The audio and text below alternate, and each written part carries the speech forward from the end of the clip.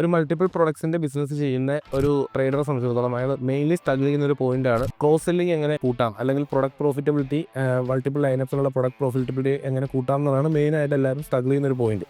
For example പറയുകയാണെന്നുണ്ടെങ്കിൽ ഒരു building materials ചെയ്യുന്ന ഒരു ട്രേഡർ, ആൾക്ക് ബിൽഡിംഗ് മെറ്റീരിയൽസ് ചെയ്യുന്നുണ്ടാവും, പെയിന്റ് ഷോപ്പ് ഉണ്ടാവും, ടൈൽസ് ചെയ്യുന്നുണ്ടാവും, സാനിറ്ററി ഷോപ്സ് ഉണ്ടാവും, ഇലക്ട്രിക്കൽ ഷോപ്സ് ഉണ്ടാവും. ഇങ്ങനെ മൾട്ടിപ്പിൾ ലൈനപ്സിലുള്ള ബിസിനസ് ആൾ ചെയ്യുന്നുണ്ടാവും. അപ്പോൾ ഒരു ബിൽഡിംഗ് കൺസ്ട്രക്ഷൻ സ്റ്റാർട്ട് ചെയ്യുമ്പോൾ ഒരു എൻഡ് യൂസറെ സംബന്ധിച്ചിടത്തോളം ഒരു കൺസ്ട്രക്ഷൻ സ്റ്റാർട്ട് ചെയ്യുന്ന സമയത്ത് ഒരു പോയിന്റുള്ള ഒരു ഷോപ്പിൽ നിന്നായിരിക്കും അയാളുടെ പ്രൊഡക്ട്സ് പർച്ചേസ് ചെയ്യുന്നത്.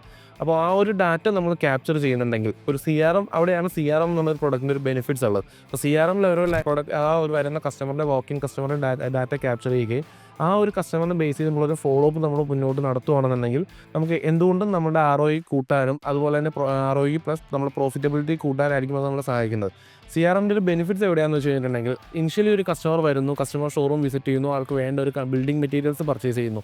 ഈ ഒരു ബിൽഡിംഗ് മെറ്റീരിയൽസിൽ ഉപരി നെക്സ്റ്റ് ലെവലിലോട്ട് അവരുടെ ഒരു കൺസ്ട്രക്ഷൻ മൂവ് ചെയ്യുന്ന സമയത്ത് അവർക്ക് പല പ്രൊഡക്ട്സ് ആവശ്യമുണ്ടാവും. പെയിൻറ്റ് ആവശ്യമുണ്ടാവും, അല്ലെങ്കിൽ ഒരു ടൈൽസ് ആവശ്യമുണ്ടാവും, ഇലക്ട്രിക്കൽ ഐറ്റംസ് ആവശ്യമുണ്ടാവും.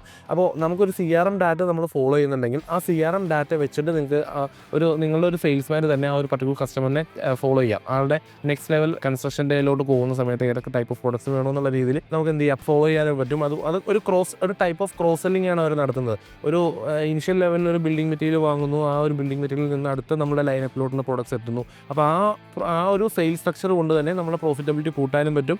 ആ ഒരു കസ്റ്റമർ നമ്മുടെ ഷോപ്പിൽ നിന്ന് തന്നെ എല്ലാ പ്രൊഡക്ട്സും വാങ്ങുന്ന രീതിയിലോട്ട് നമുക്ക് കൺവേർട്ട് ചെയ്യാനും പറ്റും.